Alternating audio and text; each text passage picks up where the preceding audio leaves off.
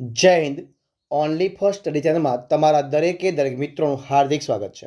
તો આજે આપણે વિડીયોમાં જોવાના છીએ કે પોલીસ કોન્સ્ટેબલ, પીએસઆઈ જે મિત્રો જે પરીક્ષાઓ છે એ ટૂંક જ સમયમાં આવી રહી છે. તો પરીક્ષાની પૂર્વ તૈયારી આપણે કેટલાક વિડીયો મૂકવાની શરૂઆત કરી છે. તો આજે આપણે જે વિડીયો છે એ વિડીયોમાં આજનો આપણો ટોપિક છે બંધારણનો ટોપિક છે. મિત્રો જે બંધારણ છે બંધારણ પોલીસ કોન્સ્ટેબલમાં 30 માર્કનું પૂછાવાનું છે અને પીએસઆઈની અંદર મિત્રો 25 ગુણનું એ પૂછાવાનું છે. તો આપણે જે વિડીયો મૂકીએ છીએ એમાં મિત્રો એમસીક્યુ પ્રકારના પ્રશ્નો હોય છે કે જે આગળની ઘણી બધી પરીક્ષામાં પૂછાયેલા પ્રશ્નો હોય છે. તો વિડીયો પૂરેપૂરો જોજો અને દરેક વિડીયોમાં આપણે 30 પ્રશ્નો મૂકીએ છીએ. તો આજનો આપણે જે ભાગ છે એ ભાગ નંબર 31 છે. તો જે બંધારણનો ભાગ છે 31 નંબરનો છે. તો વિડીયો પૂરેપૂરો જોજો કે જેમાં ઘણું બધું બંધારણને આવરી દેવામાં આવ્યું છે. તો વિડીયો પૂરેપૂરો જોજો. શરૂઆત કરીએ આપણે આજના વિડીયોને પ્રશ્ન 1થી. પ્રશ્ન 1 તમારી સમક્ષ જોઈએ કે રાજ્ય સેવાઓમાં ન્યાયતંત્ર અને કારોબારી તંત્રથી અલગ કરવા રાજ્ય પગલાં ભરશે. આ જોગવાઈ કયા આર્ટિકલમાં કરવામાં આવી છે? તો મિત્રો રાજ્ય સેવામાં ન્યાયતંત્ર અને કારોબારી તંત્રથી અલગ કરવા માટે રાજ્ય પગલાં ભરશે. આ જોગવાઈ બંધારણના આર્ટિકલ નંબર 50માં શેમાં આવશે? બંધારણના આર્ટિકલ નંબર 50માં જોગવાઈ કરવામાં આવી છે. જવાબ આવશે ઓપ્શન ડી, આર્ટિકલ 50. અને આ પ્રશ્ન છે પ્રશ્ન જીપીએસસી ક્લાસ 2 તારીખ 18/3/2017 લેવાયેલી પરીક્ષામાં પૂછાયેલો પ્રશ્ન છે. તો જવાબ હશે ઓપ્શન ડી, 50મો આર્ટિકલ. પ્રશ્ન આપણે આગળ ચર્ચા કરીએ કે બંધારણના કયા સુધારાથી મિલકતના અધિકારનું મૂળભૂત અધિકાર તરીકેનું સ્થાન રદ કરાયેલું છે? તો બંધારણના સુધારામાં 44 જે બંધારણનો 44 નંબરનો જે સુધારો છે, બંધારણનો 44 નંબરનો જે સુધારો છે, સુધારો એનાથી મિલકતના અધિકારનું મૂળભૂત અધિકાર તરીકેનું સ્થાન રદ કરાયેલું છે. અને આ પ્રશ્ન છે પ્રશ્ન જીપીએસસી બાળ લગ્ન પ્રતિબંધક ઓફિસર તારીખ 8/1/2017 જે લેવાય પરીક્ષા હતી એમાં પૂછાયેલો પ્રશ્ન છે. તો જવાબ આવશે ઓપ્શન સી, 44મો સુધારો. પ્રશ્ન આપણે આગળ ચર્ચા કરીએ કે સરકારનું સૌથી વધુ કાર્યશીલ, સૌથી વધુ પ્રભાવશાળી અને નજર સામે રહેલું અંગ કયું છે? તો મિત્રો સરકારનું સૌથી વધુ કાર્યશીલ અને સૌથી વધુ પ્રભાવશાળી અને નજર સમક્ષ રહેલું અંગ છે કારોબારી. ઓપ્શન સી જવાબ આવશે કારોબારી. ઓપ્શન સી જવાબ કારોબારી. પ્રશ્ન આપણે આગળ ચર્ચા કરીએ કે કઈ ચૂંટણી શું પ્રશ્ન છે કે કઈ ચૂંટણીને વિશ્વની સૌથી મોટી મતદાનની પ્રક્રિયા માનવામાં આવે છે? તો મિત્રો જે આપણા દેશ ભારતની સંસદની ચૂંટણી છે, કઈ ભારતની સંસદની ચૂંટણી છે એ ભારતની સંસદની ચૂંટણીને વિશ્વની સૌથી મોટી ચૂંટણી એ પ્રક્રિયામાં ગણવામાં આવે. જવાબ આવશે ઓપ્શન એ, ભારતની સંસદની ચૂંટણી. ઓપ્શન એ જવાબ બનશે. પ્રશ્ન આપણે આગળ ચર્ચા કરીએ કે નીચેના પૈકી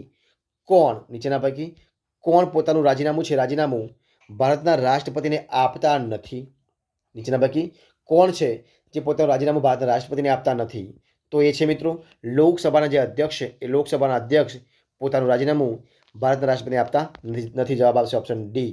બરોબર છે. બાકી બધા આપે છે એટલે કે રાજ્યના રાજ્યપાલ પણ આપે છે, સર્વોચ્ચ અદાલતના ન્યાયાધીશ પણ એ સુપ્રત કરતા નથી અને વડી અદાલતના ન્યાયાધીશ પણ આપતા. જવાબ શું આવશે? લોકસભાના અધ્યક્ષ આપતા નથી. જવાબ આવશે ઓપ્શન ડી.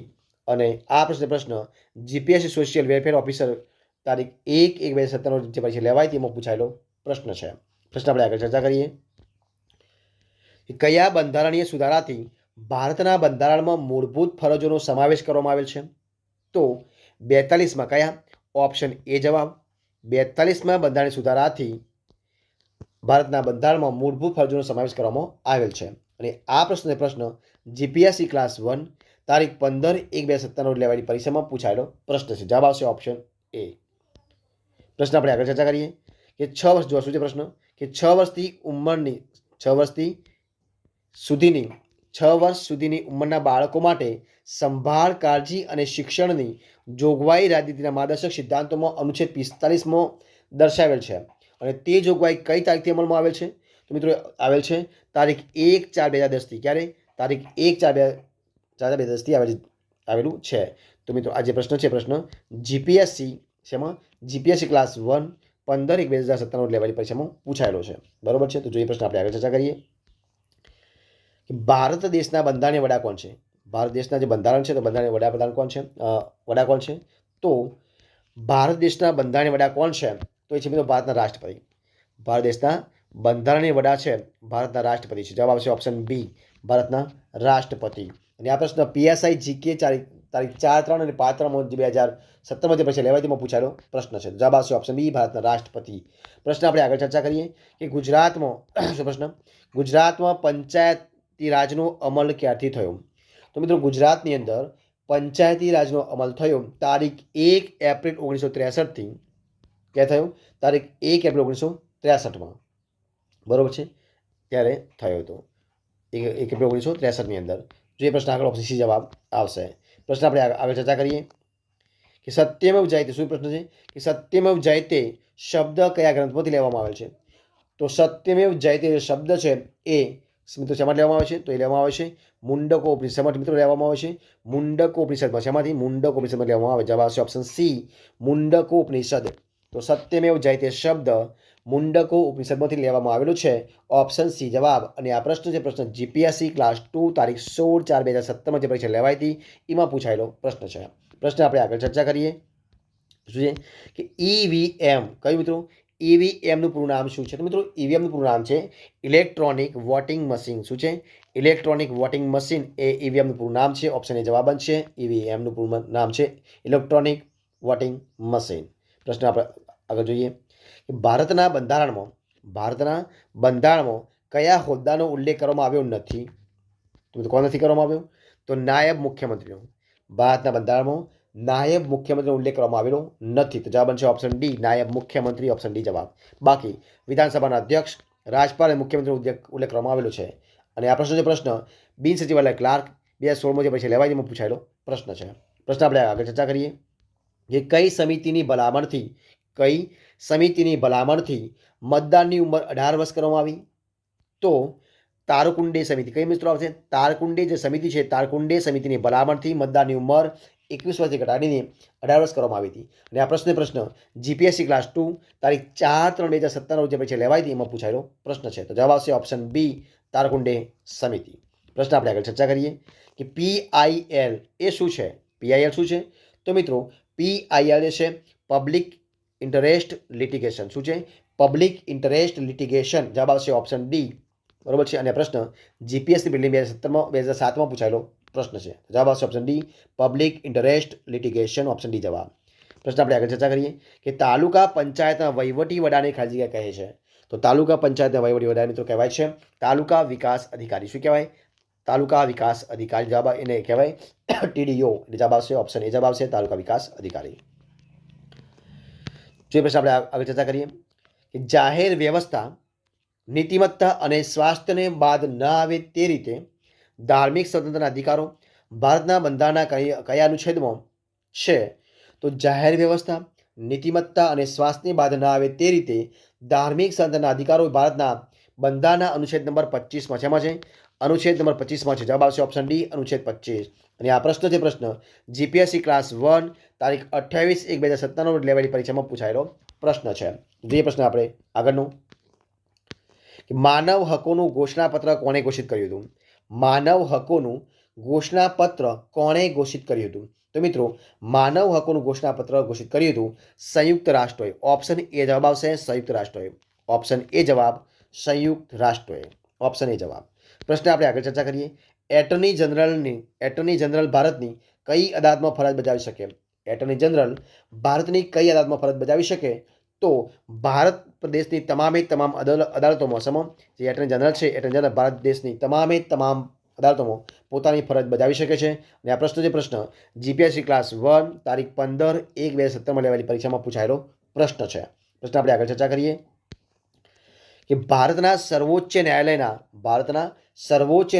ન્યાયાધીશની સેવાનિવૃત્તિની વય કેટલી હોય છે તો ભારતના સર્વોચ્ચ ન્યાયાલયના ન્યાયાધીશ સેવાનિવૃત્તિની વય હોય છે 65 વર્ષ શું આવશે ઓપ્શન સી જવાબ આવશે 65 એટલે 65 વર્ષ જવાબ આવશે ઓપ્શન સી 65 વર્ષ અને આ પ્રશ્ન કોન્સ્ટેબલ 2015માં પૂછાયેલો પ્રશ્ન છે પ્રશ્ન આપણે આગળ ચર્ચા કરીએ કે ભારતના બંધારણમાં નીચેના પૈકી કયો અનુચ્છેદ દેશના પર્યાવરણનું જતન અને સુધારણા કરવાની અને જંગલો અને વન્ય જીવનના સંરક્ષણ કરવાની બાબતનો છે તો મિત્રો ભારતના બંધારણમાં અનુચ્છેદ નંબર 48 શું આવશે અનુચ્છેદ નંબર 48 એ છે એ અનુચ્છેદ નંબર 48 એની અંદર દેશના પર્યાવરણનું જતન અને સુધારણા કરવાની અને જંગલો તથા વન્યજીવના રક્ષણ કરવાની બાબતો છે જીપીએસસી પેપર 2 2017માં લેવાયેલી પરીક્ષામાં પૂછાયેલો પ્રશ્ન જવાબ આવશે ઓપ્શન બી પ્રશ્ન આપણે આગળ ચર્ચા કરીએ કે પ્રધાનમંડળની બેઠકોનું અધ્યક્ષપદ કોણ સંભાળે છે તો મિત્રો પ્રધાનમંડળની બેઠકોનું અધ્યક્ષપદ સંભાળે છે વડાપ્રધાન ઓપ્શન સી જવાબ આવશે વડાપ્રધાન ઓપ્શન સી જવાબ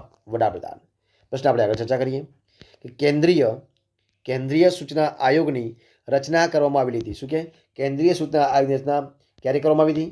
તો કેન્દ્રીય સૂચના આયોગની રચના કરવામાં આવી હતી સન 2005માં. ક્યારે? સન 2005ની. જવાબ આવશે ઓપ્શન એ 2005માં.